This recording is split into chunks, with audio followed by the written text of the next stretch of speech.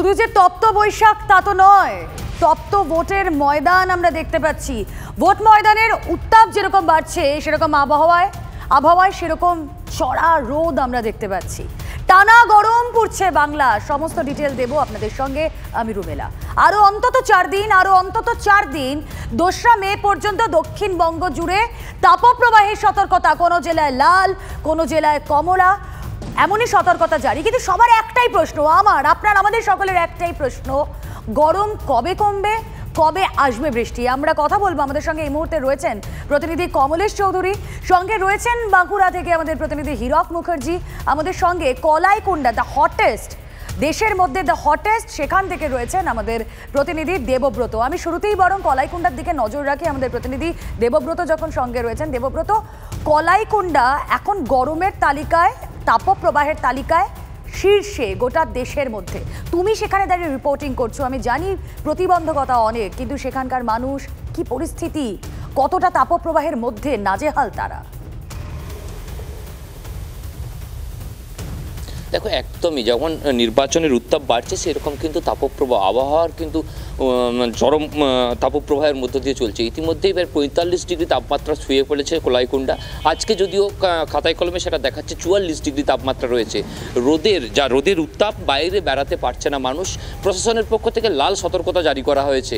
যদিও লাল সতর্কতা জারি করা সত্ত্বেও সাধারণ মানুষ কিন্তু কাজের তাগিদে তাদেরকে বাইরে বেড়াতেই হচ্ছে। যদিও প্রশাসনের পক্ষ থেকে জানানো হয়েছে যে বিশেষ প্রয়োজন ছাড়া, কাজ ছাড়া কেউ যেন বাড়ির বাইরে না বেড়ায়, কিন্তু সাধারণ মানুষকে কাজের তাগিদে, পেটের তাগিদে তাদেরকে কিন্তু বাইরে বেড়াতেই হচ্ছে। যদিও বেলা বাড়ার সাথে সাথে কিন্তু রাস্তাঘাট আগের থেকে পুরোপুরি ফাঁকা। রাস্তায় মানুষজনের চলাচলের সংখ্যা খুবই নেহাতি নগণ্য, একদম হাতে গোনা বলা যেতে পারে। আর সাধারণ মানুষ এখানকার নাভিশ্বাস উঠছে। প্রত্যেকের একটাই বক্তব্য, বৃষ্টি কবে আসবে। বৃষ্টির দেখা নেই যদিও, তবে এই আবহাওয়াবিদরা বলতে পারবেন যে বৃষ্টি কবে আসবে। যদিও যেটা জানা যাচ্ছে আবহাওয়া দপ্তর সূত্রে, যে ইতিমধ্যে বৃষ্টির দেখা নেই, এখনো কিন্তু এই লাল সতর্কতা জারি আগামী বেশ কয়েকদিন ধরেই টানা থাকবে বলে জানাচ্ছে আবহাওয়া দপ্তরের আবহাওয়াবিদরা। মেঘ হওয়াটা খুব দরকার দেবব্রত, সেই মেঘেরই তো দেখা নেই। তুমি সঙ্গে থাকো এবং অবশ্যই এই গরমে প্রয়োজনীয় সতর্কতা মেনটেন করো। সরাসরি চলে যাই কলাইকুণ্ডা থেকে বাঁকুড়ার দিকে নজর রাখি। আমাদের প্রতিনিধি হীরক মুখোপাধ্যায় রয়েছেন সঙ্গে। হীরক, রুমেলা, দেখো, দেবব্রত যেমনটা বলছিল, বাঁকুড়ার ক্ষেত্রে পরিস্থিতির তুলনামূলক একটু এখানে উত্তাপ কম, কিন্তু কাগজে কলমে গতকালও বাঁকুড়া জেলার তাপমাত্রা ছিল 43.2 ডিগ্রি সেলসিয়াস, যা কিন্তু মোটেও কম নয়। আর আরেকটা তথ্য দিয়ে রাখতে চাইবো যে গত 12 দিন ধরে বাঁকুড়া জেলার সর্বোচ্চ তাপমাত্রা, দিনের সর্বোচ্চ তাপমাত্রা তা কিন্তু রয়েছে 40 ডিগ্রি সেলসিয়াসের উপরে। অর্থাৎ গত 12 দিন ধরে কার্যত তপ্ত অবস্থায় রয়েছে গোটা বাঁকুড়া। আর তার জেরে রীতিমতো নাকাল হতে হচ্ছে সাধারণ মানুষকে। এখন দেখো দুপুর 2:30 বাজে এবং আমি এই মুহূর্তে দাঁড়িয়ে রয়েছি বাঁকুড়ার প্রাণকেন্দ্র মাচানতলায়। সেই মাচানতলার রাস্তাঘাট কার্যত শুনশান, মানুষজন একেবারে নিতান্ত কাজ ছাড়া বাড়ির বাইরে বেরোচ্ছেন না। কিন্তু তারপরও দেবব্রত যেমনটা বলছিল যে রুজি রুটির প্রয়োজনে কিছু মানুষকে বাড়ির বাইরে পা রাখতেই হচ্ছে। প্রশাসনের বারবার সতর্কতা, বিভিন্ন বিশেষজ্ঞরা তারা বিভিন্ন ধরনের সতর্কতা দিচ্ছেন, বিভিন্ন রকম সতর্কতামূলক পদক্ষেপ গ্রহণ করার কথা বলছেন, কিন্তু তারপরও মানুষকে রুজি রুটির প্রয়োজনে বাড়ির বাইরে পা ফেলতেই হচ্ছে। যারা বাড়ির বাইরে পা রাখছেন তারা রীতিমতো নাকাল হচ্ছেন গরমে। একদিকে চড়া রোদ আর অন্যদিকে প্রবল হাঁসফাঁস করা গরম। আর তার জেরে কিন্তু রীতিমতো একেবারে পর্যুদস্ত বলা যায় বাঁকুড়ার উত্তর থেকে দক্ষিণ। তবে সকলেই এখন চাতক পাখির মতো আমরা অপেক্ষা করছি, একটু বৃষ্টি কি হবে। কথা বলবো, কমলেশ চৌধুরী প্রতিনিধি রয়েছেন আমাদের সঙ্গে। কমলেশ, প্রত্যেকদিন তোমার থেকে যখন আপডেট নিই তখন গরম কতটা বাড়বে, আগামী 3 দিন গরম আরও বাড়বে, এই রকম ধরনের আভাসই থাকে। বৃষ্টির কোনো আভাস, কোনো গুড নিউজ পাবো কি? দেখো, শুরুর অংশটাতে তো নিশ্চয়ই খারাপ খবরই থাকছে। 2 মে পর্যন্ত আমাদের দক্ষিণবঙ্গের সব জেলা তাপপ্রবাহের সতর্কতাই থাকছে, কোথাও লাল, কোথাও কমলা সতর্কতা। এবং 1 মে পর্যন্ত উত্তরবঙ্গে যে 3 জেলা তাপপ্রবাহ চলছে, মালদা, 2 দিনাজপুর, সেখানে তাপপ্রবাহ চলবে। এটা থেকে আমাদের খুব একটা রেহাই নেই। আগামী 4 দিনও এরকমই পোড়া গরম থাকবে। কিন্তু একটা ভালো খবর অবশেষে পাওয়া যাচ্ছে। আবহাওয়া দপ্তরের যে মৌসুম ভবনের তরফ থেকে আমরা খবর পাচ্ছি যে 4 মে পর্যন্ত তাপমাত্রা একরকম থাকলেও 4 মের পর থেকে তাপমাত্রা আর নতুন করে বাড়বে না। 4 মের পর থেকে তাপমাত্রা খানিকটা কমবে এবং 6 মের পর থেকে বড়সড় হাওয়া বদলের একটা সম্ভাবনা দেখা যাচ্ছে। এমনও হতে পারে মে মাসের যে প্রথম সপ্তাহ তার শেষের দিকে অর্থাৎ 6 তারিখের পরে 7, 8 এই সময়টা দক্ষিণবঙ্গে বিক্ষিপ্তভাবে বৃষ্টির একটা অনুকূল পরিস্থিতি, এখন যেমন বৃষ্টির কোনো সম্ভাবনাই দেখা যাচ্ছে না, একটা অনুকূল পরিস্থিতি তৈরি হতে পারে। অর্থাৎ আমরা আশা করতে পারি 4 তারিখের পর তাপপ্রবাহ থেকে ছুটি মিলবে। আমরা একটু মৌসুম ভবনের এই ফোরকাস্টগুলো যদি দেখাই তাহলে আরও ক্লিয়ারলি বোঝা যাবে। দেখো কালারগুলো যদি বলি, এই যে রংটা গেরুয়া এটা হচ্ছে 40-এর ওপরে তাপমাত্রা, 40-42 ডিগ্রি, এটা 1 মে পর্যন্ত এইরকমই থাকবে এবং কোথাও কোথাও 44+ তাপমাত্রাও হতে পারে। আমি যদি পরের ডেটগুলো দেখাই, রংটা কীভাবে বদলে যাচ্ছে একটা আন্দাজ পেতে পারেন। এটা 2 তারিখে মোটামুটি বাংলা জুড়ে একই রকম গরম। 3 তারিখ যদি দেখি, 3 তারিখেও দেখা যাচ্ছে কিছু জায়গায় 42+, কিছু জায়গায় উপকূলের দিকে তাপমাত্রা একটু একটু করে কমছে। 4 তারিখের পর দেখো, 4 তারিখের পর কিন্তু অনেকটা হলুদ হয়ে গেল, অর্থাৎ এই জায়গাগুলোতে 38 থেকে 40 এবং বাকি জায়গায় তাপমাত্রাটা ওই রকমই থাকছে, মানে অর্থাৎ তাপমাত্রাটা অল্প অল্প করে কমছে। 5 তারিখ দেখো আরেকটু তাপমাত্রা কম তুলনায়, এইবারে আমরা অনেকটা বদল দেখতে পাবো। 6 তারিখে দেখো সবুজ হচ্ছে, অর্থাৎ 34 থেকে 36 ডিগ্রি, বেশিরভাগ জায়গা 36 থেকে 38 ডিগ্রি। 7 তারিখের টেম্পারেচারটা দেখলে বড্ড ভালো লাগবে রুমেলা। 7 তারিখে 7ই মে দেখো বেশিরভাগ জায়গা তাপমাত্রায় কিন্তু সবুজ এবং সবুজের থেকেও হালকা, অর্থাৎ কোথাও 32 থেকে 34, কোথাও 34 থেকে 36, কোথাও 36 থেকে 38, কিছু জায়গা 38 থেকে 40 পশ্চিমাঞ্চলের দিকে। অর্থাৎ আমরা আশা করতে পারি মে মাসের প্রথম সপ্তাহের যে সেকেন্ড পার্টটা, তখন কিন্তু এই গরম থেকে আমরা রেহাই পেয়ে যাব। আশা করা যায় বৃষ্টি যেটা নেই এপ্রিলে, কালবৈশাখী যেটা নেই এপ্রিলে, সেটা ফিরে আসবে। কমলেশ, এর থেকে বোধহয় ভালো খবর আমাদের দর্শকদের জন্য আর কিচ্ছু হতে পারে না। Thank you so much.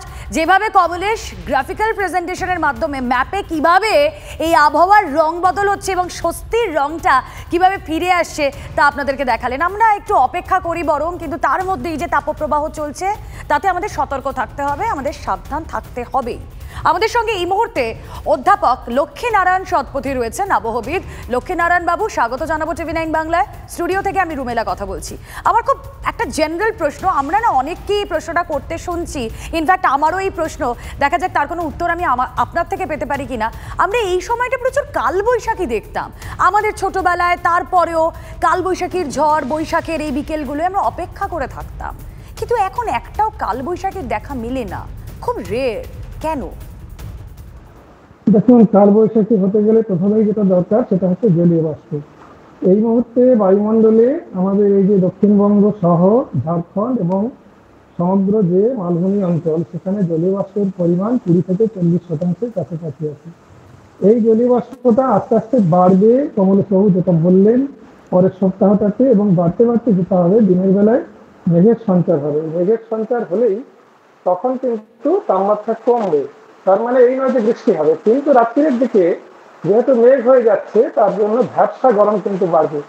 ফলে টেম্পারেচার কমলেও ভ্যাপসা গরমের জন্য আমাদের অস্বস্তিও বাড়বে।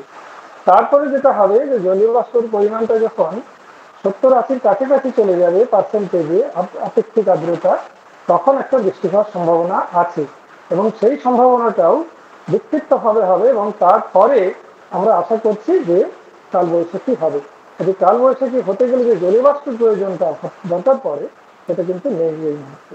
আচ্ছা লক্ষ্মীনারায়ণ বাবু, অনেকেই বলছে যে হ্যাঁ এরকম গরম আগেও পড়েছে, কিন্তু এই গরম আমরা এবছর দাঁড়িয়ে বলছি গত বছর এরকম গরম পড়েনি, হয়তো আগামী বছরও আমরা এই একই কথা বলবো।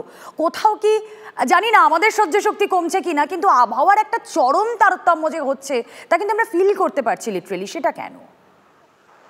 না, এটা দেখুন ভূমির ব্যবহারের পরিবর্তনের জন্য হয়েছে। আমরা জানি গ্রামাঞ্চলেও যে নগরায়ন হয়েছে, অর্থাৎ প্রচুর ঘর বাড়ি হয়েছে, রাস্তাঘাট হয়েছে, সেগুলো তো শহরের থেকে আলাদা কিছু নয়, এবং জলাশয়গুলো ধ্বংস হয়ে গেছে, বনাঞ্চল অনেক কমে গেছে। জল এবং জঙ্গল এই দুটোর পরিমাণ যদি বাড়ানো না হয় তাহলে কিন্তু এই সমস্যা থেকে নিস্তার নেই, এবং এই কারণেই এই অঞ্চলে একটা আবহাওয়ার চরম যে ভাব সেটা দেখা যাচ্ছে। শীতকালে প্রচন্ড ঠান্ডা এবং গ্রীষ্মকালে প্রচন্ড গরম।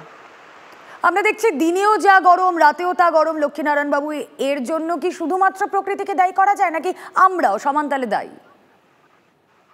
দেখুন, মানুষই তো পরিবর্তন করেছে, প্রকৃতি নিজের খেয়ালে চলে, তার কাছে এটা স্বাভাবিক। খুবই কষ্টটা আমাদের হচ্ছে, তাদের সঙ্গে পশু পাখি সবার হচ্ছে, কিন্তু ভুলটা আমরা করেছি, আমরা ভূমির ব্যবহারে প্রকৃতির সঙ্গে ভারসাম্যতা রক্ষা করতে পারিনি।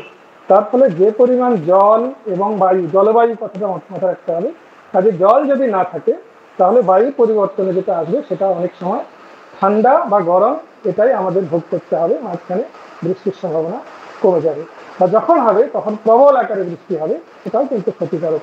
ফলে অবশ্যই আমাদের এই যে গ্লোবাল ওয়ার্মিং, সেটাতে কিন্তু দোষ দিয়ে লাভ নেই, এটা হচ্ছে এবং এটা বাস্তব। অনেক ধন্যবাদ আপনাকে আমাদেরকে সময় দেওয়ার জন্য। আমরা কথা বলছিলাম লক্ষ্মীনারায়ণ শতপথী, অধ্যাপক, আবহাওয়াবিদ আমাদের সঙ্গে ছিলেন। আর সত্যি এই গরমের যে তাপপ্রবাহ, যার আপডেট প্রতি মুহূর্তে আপনাদের দিচ্ছি, সেই তাপপ্রবাহের পর যে প্রশ্নটা খুব স্বাভাবিকভাবেই ওঠে যে বৃষ্টি কবে। আমাদের প্রতিনিধি কমলেশ চৌধুরী যা জানালেন, মে মাসের ওই প্রথম সপ্তাহের শেষের দিকে থেকে আবহাওয়ার কিন্তু একটা পরিবর্তন আসতে চলেছে। আমরা বরং সেদিকেই তাকিয়ে খানিকটা আরাম উপভোগ করার চেষ্টা করব।